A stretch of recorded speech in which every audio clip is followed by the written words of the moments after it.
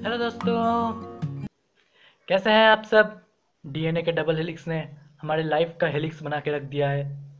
बहुत परेशान है सर। तो ज़्यादा परेशान होने की ज़रूरत नहीं है। अगर तुम इसको 2-3 बार अच्छे से प्रैक्टिस कर लोगे डीएनए के डबल हेलिक्स स्ट्रक्चर को, और 2-3 बार अच्छे से प्रैक्टिस कर लोगे तो वो तुम्हें करना आ जाएगा।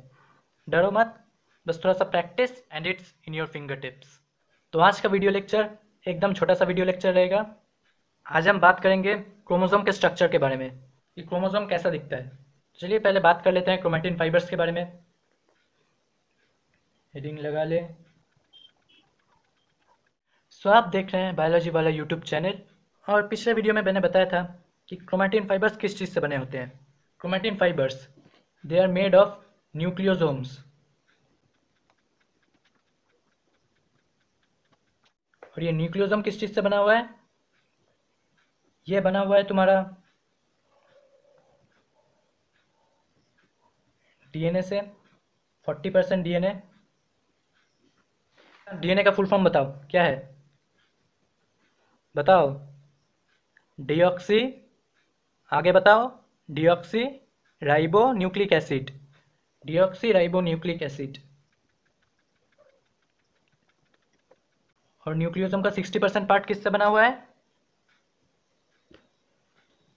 हिस्टोन प्रोटीन से।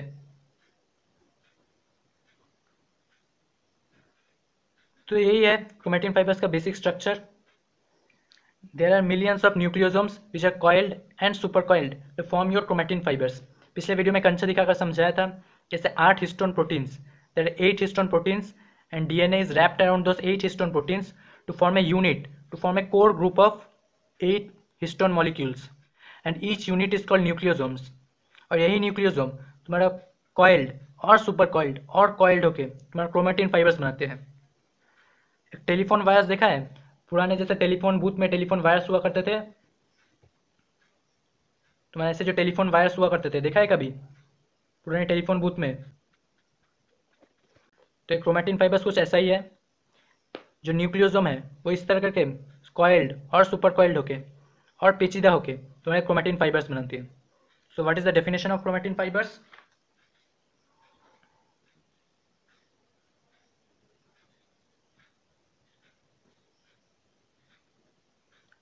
A network of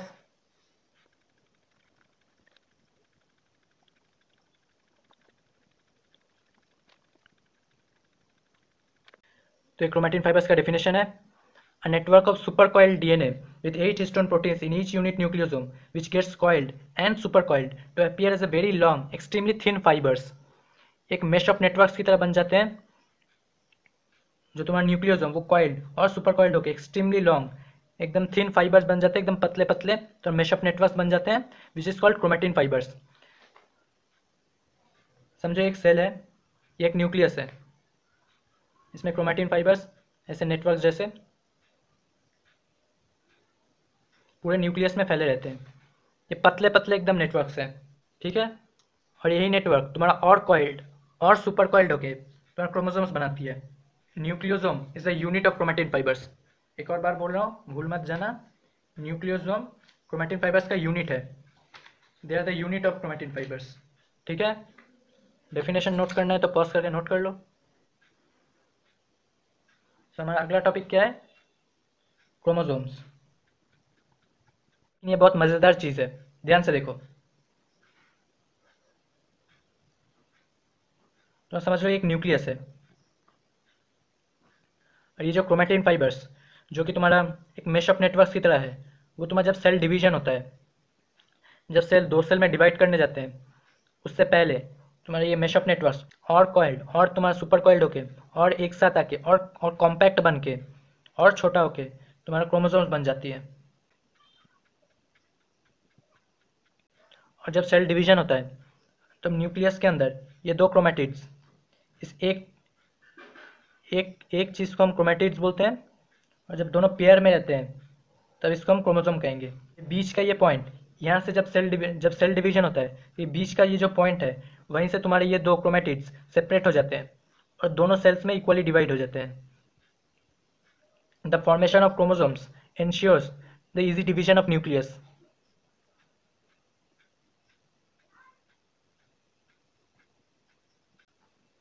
क्रोमोसोम्स कुछ ऐसे होते हैं, जो तुम्हारा ये एक पार्ट है, उसको हम कहते हैं क्रोमैटिड्स। और क्योंकि ये दोनों एक ही तरह के डीएनए से बने होते हैं, तो मैं इसमें जीन्स एक होता है, इसलिए इसको हम कहते हैं होमोलोगस पेयर, जिसका जिसका जिक्र तुम्हें चैप्टर 3 में मिलेगा जेनेटिक्स में। अभी ये जान लो कि ये होमोलोगस पेयर है, इसलिए इसको सिस्टर क्रोमैटिड्स बोलते हैं। दोनों एक दूसरे के बहन है, they are known as sister chromatids.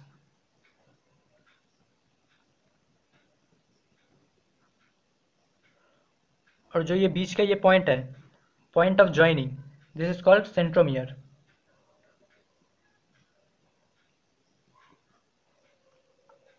ठीक है, और ये सेंट्रोमियर तुम्हारा कहीं कहीं भी हो सकता है, दोनों क्रोमैटिड्स का ज्वाइन होने से मतलब है। इससे ये मतलब नहीं कि ये सेंट्रोमियर तुम्हारे बीच में होगा, it can be like this also. ये तुम्हारा एक क्रोमैटिड हो गया, समझो एकदम लास्ट में इस ज्वाइन है, ये एकदम लास्ट में भी ये सेंट्रोमियर हो सकता है, दिस इज ऑल्सो सेंट्रोमियर।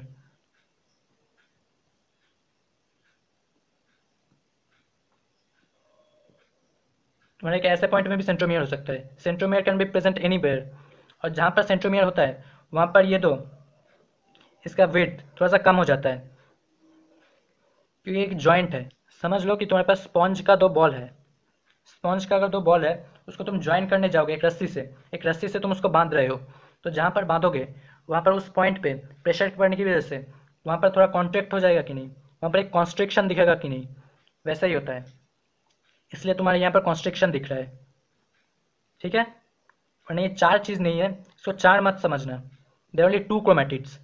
ये एक क्रोमैटिड है, ये एक क्रोमैटिड है, और बीच से समझ लो कि बीच से एक धागा से बांध दिया गया है, इसलिए तुम्हारे यहाँ पर कॉन्ट्रैक्शन हो गया है।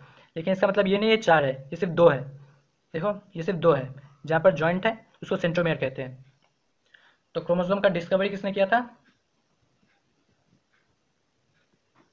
इट इज डिस्कवर्ड बाई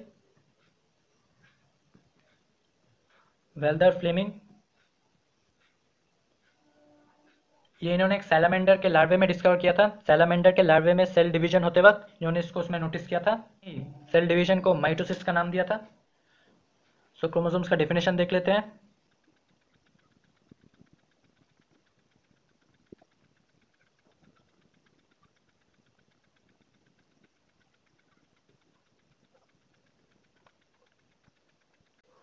तो ठीक है, दिख रहा है, नोट कर लो। Chromosomes are the highly condensed, या फिर तुम लोग कॉइल्ड लिख सकते हो, chromosomes are the coiled chromatin fibres. और ये लाइन तुम लोग लिख भी सकते हो, नहीं भी लिख सकते हो, लिख दोगे तो ज़्यादा अच्छा है। Visible during the start of cell division at prophase following stages. और तुम्हारा they are the carrier of genetic information, ये लाइन लिखना मत भूलना, they are the carrier of genetic information. जो जेनेटिक इन्फॉर्मेशन जो डीएनए में होती है, और वही चीज़ ये कैरी करती है, क्योंकि ये डीएनए का ही कंडेंस्ड रूप है। समझ लो तुम्हारे पास एक धागा है बहुत लंबा सा, तुमने उसको लिया, बिस्तर में लेटे लेटे और कोई काम नहीं है, बिस्तर का धागा निकाल रहे हो, और धागा निकाल कर रोल करके उसका एक बॉल बनाया। उसी तरह से तुम्हारा ये जो डीएनए है धागे की तरह काम करती है, और वही तुम्हारा कॉइल्ड और सुपर कॉइल्ड होके तुम्हारे क्रोमोसोम्स बनते हैं। ठीक है, तो अपने शर्ट से धागा निकालना बंद करो और क्रोमोसोम्स पर ध्यान दो। सोचो धागा लेकर तुमने बॉल बनाया, उसी तरह से कॉन्ट्रैक्ट करके तुम्हारे क्रोमोसोम्स से बनते हैं तुम्हारा जो क्रोमैटिन फाइबर्स, वही तुम्हारा और कॉइल्ड और सुपर कॉइल्ड होकर तुम्हारी क्रोमोसोम्स बन जाती है। और यहाँ पर एक बांधा हुआ है, एक जॉइंट है जिसको बांध दिया गया है, और इसीलिए बांध की वजह से वहाँ पर एक कॉन्स्ट्रिक्शन आ गया है जिसको हम कहेंगे सेंट्रोमियर। इस कॉन्स्ट्रिक्शन को हम कहेंगे सेंट्रोमियर। ठीक है, और दोनों ही क्रोमैटिन फाइबर्स और क्रोमोसोम्स दोनों they are the carrier of genetic information, क्योंकि ये डीएनए का कंडेंस्ड रूप है। डीएनए का कंडेंस्ड जो भी रूप होगा उसी को वही they are the carrier of genetic information. ठीक है, because DNA is the hereditary material, DNA में सारी जेनेटिक इन्फॉर्मेशन होती है, इसलिए जो भी चीज़ तुम्हारा डीएनए से बना होगा वही तुम्हारा कैरियर ऑफ जेनेटिक इन्फॉर्मेशन होगा। सो क्रोमैटिन फाइबर्स और क्रोमोसोम्स दोनों ही both are the carrier of genetic information. ये लाइन लिखना मत भूलना। ठीक है, देख लेते हैं सेंट्रोमियर का क्या डेफिनेशन है।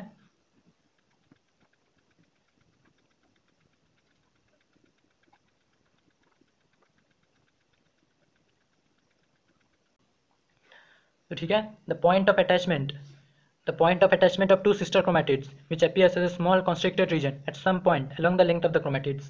ये सेंट्रोमियर का डेफिनेशन है। ठीक है, ये याद रखो, जो दोनों सिस्टर क्रोमैटिड्स जहाँ पर जुड़े हुए हैं उसी पॉइंट को कहेंगे सेंट्रोमियर। पॉइंट ऑफ अटैचमेंट, जुड़ने का पॉइंट, जैसे कि तुम अपने दोस्त सहेली से चिपक कर बैठते हो, ओ सर, अभी सहेली कौन है?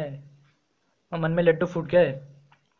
ठीक है, अब बंदी का ख्याल छोड़ो और सेंट्रोमियर पर ध्यान दो। सर, क्यों यहाँ पर ध्यान दिला रहे हो? मैं मस्त सोच रहा था कि इस लॉकडाउन के बाद अपनी गर्लफ्रेंड से एकदम चिपक कर बैठूंगा। अब ज़्यादा उड़ने की ज़रूरत नहीं है, नीचे आकर सीधा बैठो और नोट करो।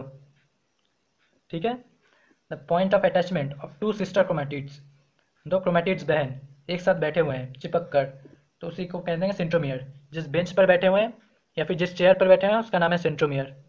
तो सेंट्रोमियर चेयर पर दो क्रोमैटिड्स बहन एक साथ बैठे हुए हैं चिपक कर। तो सेंट्रोमियर का फंक्शन क्या है? सर, चिपकने में हेल्प करता है। ये सेंट्रोमियर है, फेविक्विक नहीं। ठीक है, तो सेंट्रोमियर का क्या फंक्शन है? They serve to attach to the spindle fibres. जब सेल डिवीजन होता है, ये न्यूक्लियस है मान लो, जब सेल डिवीजन होता है तो ऐसे स्पिंडल फाइबर्स फॉर्म करते हैं। ये जो फाइबर्स है, ये जो लाइनिंग्स है, उसको हम कहते हैं स्पिंडल फाइबर्स। ये न्यूक्लियस के अंदर फॉर्म करते हैं और ये तुम्हारा क्रोमोसोम्स को खींचते हैं। दो सिस्टर क्रोमैटिड्स, उसको एक सिस्टर क्रोमैटिड को इस तरफ खींचता है और दूसरे सिस्टर क्रोमैटिड्स को इस तरफ खींचता है। गीता और लीला दो बहन एक साथ बैठे हुए थे, उनके मम्मी पापा आ गए, मम्मी ने इस तरफ खींचा, पापा ने इस तरफ खींचा, वो दोनों अलग हो गए। मस्त एक बैठे हुए थे सेंट्रोमियर बेंच पर, दो बहन। थोड़ा ख़राब हो गया, माफ़ कर देना। तो ठीक है, तो दो बहन बैठे हुए थे, दो सिस्टर क्रोमैटिड्स इस सेंट्रोमियर पर बैठे हुए थे। फिर मम्मी ने आकर इस तरफ खींचा, पापा ने आकर इस तरफ खींचा। ठीक है, तो दोनों अलग हो गए। और जिस लाइन से खींचा वहाँ पर जॉइंट, उसको जॉइंट कौन कर रहा था? तुम्हारे सेंट्रोमियर। ये जो सेंट्रोमियर है वो तुम्हारा स्पिंडल फाइबर्स में जॉइन करने में हेल्प करता है। ये तुम्हारा स्पिंडल फाइबर्स में जाकर अटैच हो जाता है और फिर तुम्हारा खींचने में आसानी होती है और स्पिंडल फाइबर फिर खींचता है। ये स्पिंडल फाइबर कॉन्ट्रैक्ट करने की वजह से एक सिस्टर क्रोमैटिड इस तरफ चला जाता है, एक सिस्टर क्रोमैटिड इस तरफ चला जाता है। लेकिन जो अटैच होता है, जो पॉइंट ऑफ अटैचमेंट है, वो तुम्हारा सेंट्रोमियर है। सेंट्रोमियर ही जाकर तुम्हारा स्पिंडल फाइबर में अटैच करता है। So they helps in the cell division. तो सेल को डिवाइड होने में ये हेल्प करता है। तो हम क्या लिखेंगे? सेंट्रोमियर सर्व्स टू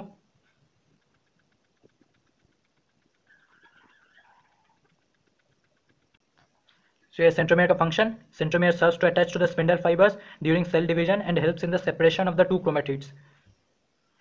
दो बहन को जोड़े रखे थे, फिर दो बहन उसी पॉइंट से, उसी बेंच से दोनों अलग हो गए और वो बेंच वास्ता बन के रह गया। अब प्रेम कहानी में मत खो जाओ, they are the sister chromatids, बहन थे। ठीक है सर, क्यों बार बार बहन बोल रहे हो? आज मेरे क्रश ने मुझे भैया बोलकर पूरा मेरा दिल तोड़ दिया, तब से क्यों बहन बहन लगाए जा रहे हो सर? अब अपने हमारी अधूरी कहानी से बाहर आओ और इसका फंक्शन नोट करो। Centromere serves to attach to the spindle fibres during cell division and helps in the separation of two chromatids. ठीक है, और बताओ तो डीएनए का यूनिट क्या है? What is the unit of DNA? पिछले वीडियो में बताया था, बताओ डीएनए का यूनिट क्या है? जल्दी बताओ।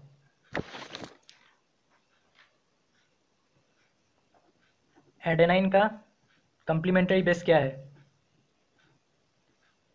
बताओ। गुआनिन किस तरह का बेस है? मैं मतलब प्यूरिन या पाइरिमिडीन? बताओ, फटाफट कर लो ये सवाल।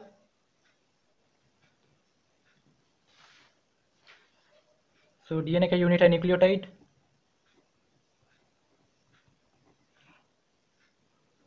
सही लिखा हो तो मेरी तरफ से तुम्हें एक चॉकलेट मिलेगा। सर, कैसे डिलीवर करोगे चॉकलेट? तुम तो कितनी दूर बैठे हुए हो। एडेनाइन का कम्प्लीमेंट्री बेस क्या है? थायमीन।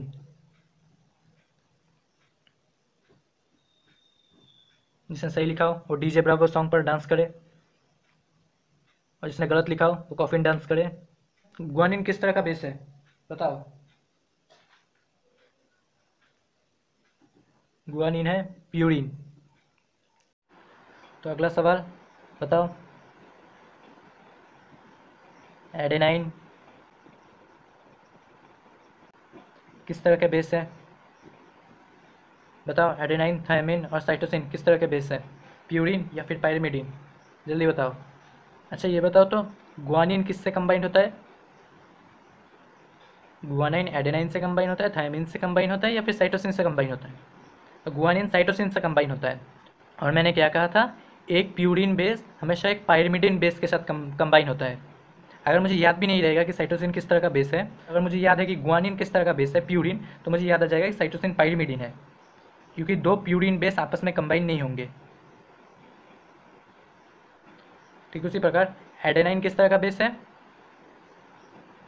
प्यूरिन। तो फिर थायमिन किस तरह का बेस हो जाएगा? पिरिमिडिन। अब मुझे सिर्फ एक याद रहेगा, दोनों पेयर का सिर्फ मुझे एक याद रहेगा कि मान लो एडेनाइन प्यूरिन है, तो मुझे याद आ जाएगा कि थायमिन जो उससे कंबाइंड होता है वो पिरिमिडिन है। Adenine combines with thymine with 2 hydrogen bonds and guanine combines with cytosine with 3 hydrogen bonds. ये नंबर याद रखना। अब बताओ तो क्रोमैटिन फाइबर्स, क्रोमैटिन फाइबर्स का यूनिट क्या है? बताओ क्या है, सोचो। और डीएनए का यूनिट न्यूक्लियोटाइड है, तो क्रोमैटिन फाइबर्स का यूनिट क्या हो जाएगा? न्यूक्लियोसोम। और ये न्यूक्लियोसोम कैसे बनता है? जो डीएनए है वो 8 हिस्टोन प्रोटीन्स के अराउंड में रैप करके ये न्यूक्लियोसोम बनता है। और यही न्यूक्लियोसोम करोड़ों में, लाखों में कॉइल्ड और सुपर कॉइल्ड होकर तुम्हारे क्रोमैटिन फाइबर्स बनते हैं। ये सब छोटे मोटे सवाल याद रखो और कॉन्सेप्ट याद रखो, अपना कॉन्सेप्ट एकदम स्ट्रांग रखो। तो हमने क्या जाना, जो कि डीएनए है वो 8 हिस्टोन प्रोटीन्स के अराउंड में सराउंड करके तुम्हारा न्यूक्लियोसोम बनते हैं। डीएनए प्लस 8 हिस्टोन प्रोटीन्स, यही तुम्हारा कॉइल्ड और सुपर कॉइल्ड होके तुम्हारा क्रोमैटिन फाइबर्स बनते हैं। और यही तुम्हारा और कॉइल्ड और सुपर कॉइल्ड और कॉइल्ड होके तुम्हारा क्रोमोसोम्स बनते हैं। तो ठीक है, अब एकदम छोटा सा एक टॉपिक रह गया है जीन्स, उसको कवर कर लें। एकदम छोटा सा टॉपिक है, चलिए उसको कवर कर लेते हैं।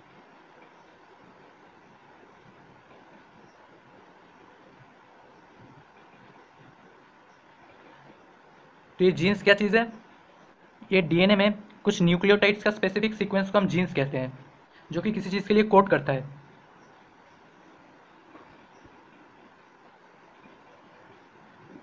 समझ लो ये एक डीएनए है, समझ लो एक डीएनए है, इसमें समझो करोड़ों न्यूक्लियोटाइड्स है। मैं छोटा सा करके बना रहा हूँ, इसमें समझो, इसमें एजम्पशन मान लो कि इसमें करोड़ों न्यूक्लियोटाइड्स है। ये पार्ट किसी चीज़ के लिए कोड करता है, समझो किसी प्रोटीन या फिर किसी स्पेसिफिक फीचर्स को कोड करता है।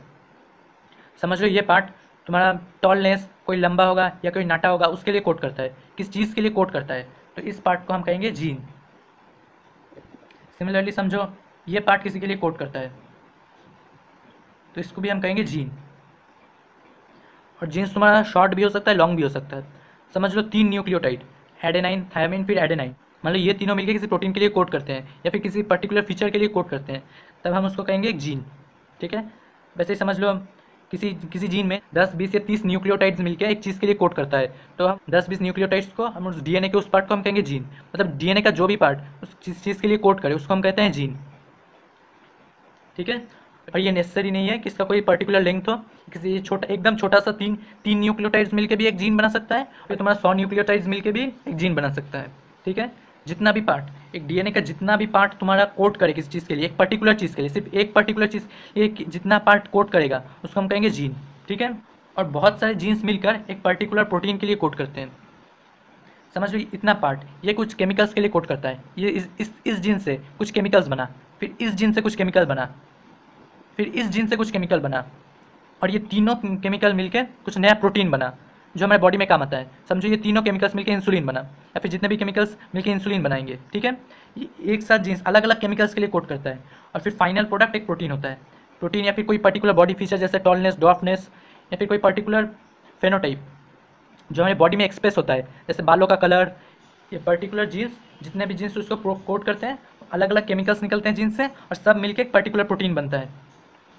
जैसे मान लो 8 divide 5 into 3 plus 4 plus 9 minus 3। मान लो ये एक पर्टिकुलर ऑपरेशन है। फर्स्ट जीन क्या है? डिवीजन, जो दो कंपोनेंट बना उसको डिवाइड कर रहा है। सेकेंड जीन क्या है? मल्टीप्लिकेशन। थर्ड ऑपरेशन क्या है? एडिशन। उससे एक नया नंबर निकला है। 8 डिवाइडेड 5 एक नंबर हुआ बना। 5 वो जो नंबर बना वो इंटू 3, उससे एक नया नंबर बना। प्लस 4 एक नया नंबर बना। प्लस 9 एक नया नंबर बना। माइनस 3 और वो फाइनल प्रोडक्ट है। जो माइनस 3 होकर जो एकदम टर्मिनेट हुआ वो फाइनल प्रोडक्ट है। उस तरह के एक जीन से जो फर्स्ट सीक्वेंस है उससे कुछ पॉलीपेप्टाइड चेन का सीक्वेंस हुआ। नेक्स्ट ये जो पार्ट है उससे कुछ पॉलीपेप्टाइड चेन का सीक्वेंस हुआ। और ये लास्ट पार्ट है उससे कुछ पॉलीपेप्टाइड सिंथेसिस हुआ। इस तरह के तीनों केमिकल्स मिलकर एक नया प्रोटीन बना। और डीएनए का जितना भी सेगमेंट एक पर्टिकुलर केमिकल के लिए, एक पर्टिकुलर पॉलीपेप्टाइड, इसको हम पॉलीपेप्टाइड कहते हैं, एक पर्टिकुलर केमिकल के लिए जितना भी डीएनए का सेगमेंट सीक्वेंस करेगा उसको हम कहेंगे जीन। ठीक है। मान लो तुमने एक न्यूज़पेपर का रोल बनाया, अपने पड़ोसी को दिया, उसने उस न्यूज़पेपर को निकाल के कुछ और बनाया, फिर उसने अपने पड़ोसी को दिया, फिर उसने कुछ और बनाया, फिर इस तरह के बनाते बनाते जो फाइनल प्रोडक्ट कुछ और निकला। इस तरह करके तो तुम सब एक जीन्स हो। ठीक है। तुमने कुछ केमिकल्स बनाया, इसने कुछ केमिकल्स बनाया, इसने कुछ केमिकल्स बनाया, और फिर एक फाइनल प्रोडक्ट बना, प्रोटीन या फिर अमीनो एसिड, एक फाइनल प्रोडक्ट बना। इस कोडिंग्स को हम कहते हैं जीन। जैसे कंप्यूटर में प्रोग्राम होता है, एक प्रोग्राम छोटा भी हो सकता है, बड़ा भी हो सकता है, एक कंप्यूटर प्रोग्राम की तरह जीन्स भी they are the biological programmers. ठीक है। डीएनए का जितना भी सेगमेंट एक चीज़ के लिए कोड करता है उसको हम जीन्स कहते हैं। बहुत सारे बच्चों में कन्फ्यूजन होता है कि डीएनए जीन क्या है, जीन क्या डीएनए से छोटा है, या फिर जीन से डीएनए बना है, या फिर डीएनए कंबाइंड होकर जीन बनता है। तो ऐसा कुछ नहीं है, ना ही जीन से डीएनए बना है और ना ही डीएनए से जीन बना है। डीएनए का एक सेगमेंट है, जो डीएनए का एक पूरा सेगमेंट है, उसमें बहुत सारे न्यूक्लियोटाइड्स हैं। मैंने कहा था ये जो डीएनए का जो स्ट्रैंड है वो न्यूक्लियोटाइड्स से बनते हैं, रिपीटिंग न्यूक्लियोटाइड्स। तो जितने भी सारे न्यूक्लियोटाइड्स मिलके एक पर्टिकुलर पॉलीपेप्टाइड चेन का सीक्वेंस करेगा, एक पर्टिकुलर केमिकल बनाएगा, उस पर्टिकुलर सेगमेंट को हम कहेंगे जीन। डीएनए का एक सेगमेंट को हम कहेंगे जीन। ये जो डीएनए है उसके एक पर्टिकुलर सेगमेंट को हम जीन कहते हैं। इसमें मान लो 100 न्यूक्लियोटाइड्स हैं, इसमें मान लो 200 न्यूक्लियोटाइड्स हैं, इसमें मान लो 4 न्यूक्लियोटाइड्स हैं। तो डीएनए तो genes can be constituted of any nucleotides, any segment of nucleotide which will code for a particular protein. Particular chemical के लिए जो एक डीएनए का जो सेगमेंट है एक पर्टिकुलर केमिकल के लिए जो सिंथेसिस करता है उसी पार्ट को हम कहेंगे जीन। ठीक है। तो ना ही जीन से डीएनए बना है, ना ही डीएनए से जीन बना है। न्यूक्लियोटाइड से डीएनए बना है और उसी डीएनए में एक पर्टिकुलर सेगमेंट को हम कहेंगे जीन। एक पर्टिकुलर सेगमेंट जो भी किसी चीज़ के लिए प्रोग्राम करेगा, जो भी किसी चीज़ के लिए तुम्हारा कोड करेगा, उसी को हम कहेंगे जीन। ठीक है। तभी कन्फ्यूजन नहीं होगा कि डीएनए से जीन बना है, जीन से DNA. Genes are the specific sequence of nucleotides.